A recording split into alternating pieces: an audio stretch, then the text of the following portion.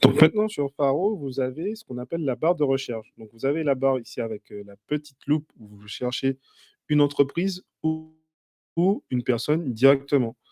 Typiquement, moi je peux rechercher Rudy Rabin et donc en fait j'aurai l'ensemble des personnes qui ont ce nom et ce prénom-là sur Faro.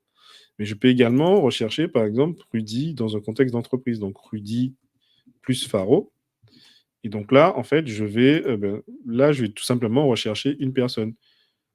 Et en fait, si par exemple la personne, elle occupe plusieurs mandats, donc par exemple, si je prends Flavien Rico, donc qui est notre responsable acquisition. Donc est-ce que je l'ai bien écrit? Donc voilà. Donc là, par exemple, vous voyez chercher toutes les personnes qui ont enfin, toutes les personnes avec Flavien Riverigo dans le nom. Et donc, du coup, je peux voir les différents endroits où Flavien est présent. Donc, l'association TFTP, Growth Talent et Faro, tout simplement. De la même manière, je peux rechercher une entreprise. Donc, par exemple, je vais rechercher une entreprise, typiquement, je peux rechercher Faro. Et je peux avoir soit les entreprises, mais également les personnes.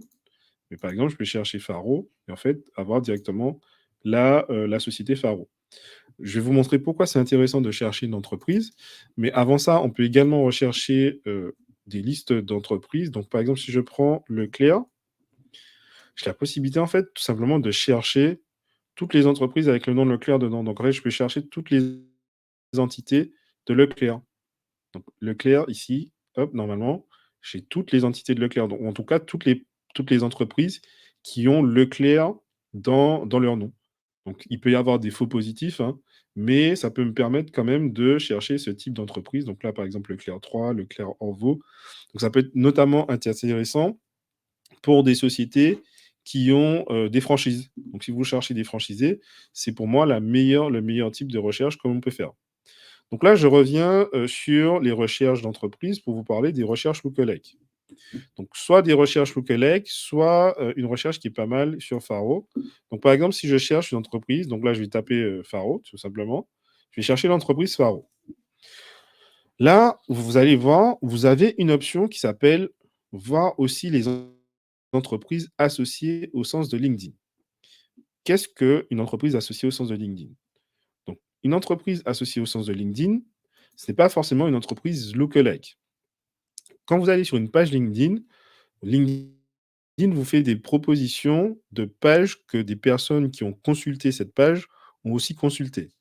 Et donc, en fait, avec cette fonctionnalité-là, vous avez la possibilité, en fait, de voir que les personnes qui ont consulté la page Faro ont également consulté les pages de toutes ces entreprises-là. Donc, dans un sens, ça peut être aussi des entreprises similaires, mais en tout cas, les personnes qui s'intéressent à Faro se sont également intéressées aux pages LinkedIn de ces entreprises. Donc, ça peut être intéressant pour voir l'écosystème d'une entreprise cible. Maintenant, si on parle vraiment de vrai lookalike, donc là, je vais reprendre Faro. Donc, je vais reprendre ma recherche Faro et je vais chercher des entreprises lookalike. Comment je vais faire pour rechercher des entreprises lookalike? Donc, on a un article sur Faro qui vous explique en détail, dans notre centre d'aide, qui vous explique en détail cela. Mais rapidement, comment vous allez faire? Soit vous allez au niveau du ciblage rapide, où en fait, vous allez voir les critères de Faro, donc l'activité, développement logiciel, les thèmes logiciels, data, prospection. Vous allez voir également les critères de taille de Faro, hein, donc les critères de taille en forte croissance, en recrutement, levée de fonds. À savoir que vous pouvez utiliser ces critères-là pour les remettre. Et enfin, vous avez le ciblage de l'entreprise qui va reprendre en fait tous les critères que l'on a mis sur Faro. Donc les activités, les thèmes, le code NAF, la commercialisation, donc tous les filtres Faro. Et donc le principe du lookalike, ça va se dire, OK, ben moi j'ai une entreprise cible, je veux aller chercher toutes les entreprises qui ressemblent à cette dernière. Comment je vais faire? Ben, je vais prendre des critères qui me paraissent pertinents. Donc, par exemple, développement de logiciel. Donc là, je vais faire valider. Et ensuite, je vais me rappeler des critères de taille d'entreprise. Donc, Faro, je sais que Faro a une taille entre 10 et 19. Je vais faire valider. Et surtout, je sais que Faro a fait une levée de fonds. Donc, si par exemple, je tape le critère levée de fonds, donc soit je peux le taper ici au niveau du ciblage des entreprises, pour avoir les critères. Soit je peux refaire sur le menu déroulant et faire levée de fonds. Je peux chercher des entreprises qui ont fait des levées de fonds et très important, il faut que je combine ces critères avec des critères et je vais faire valider.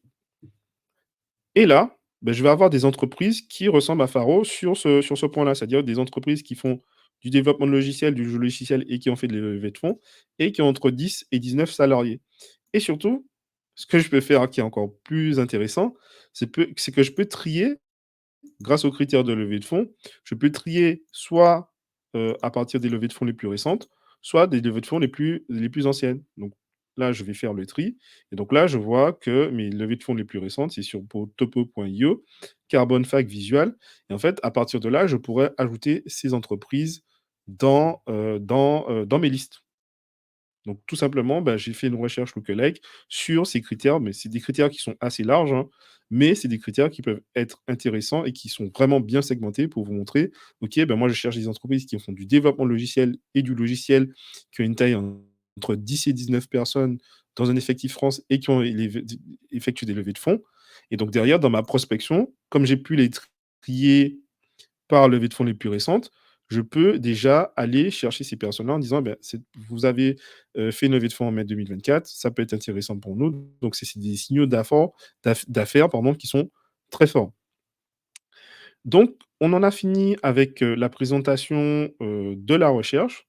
Donc, pour rappel, on est passé sur le tableau de bord, sur les recherches, donc identifier des prospects, identifier des entreprises, donc pour rappel qui sont, similaires, hein.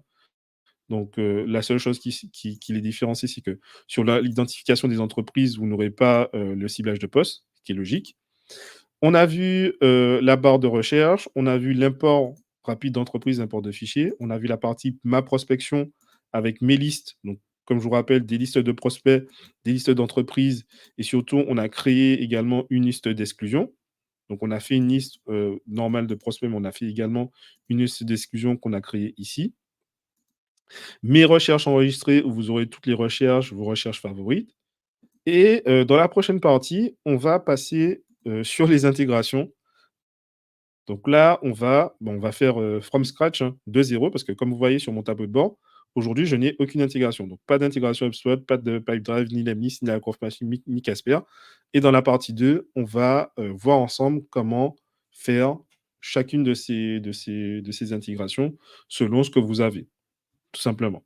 Donc je vous dis, on se revoit dans la partie 2 et ben, si vous avez besoin, de monter en compétence sur Faro, je vous invite fortement à revoir ces vidéos parce que là, on vous donne toutes les connaissances nécessaires pour, maximiser votre prospection en utilisant Faro.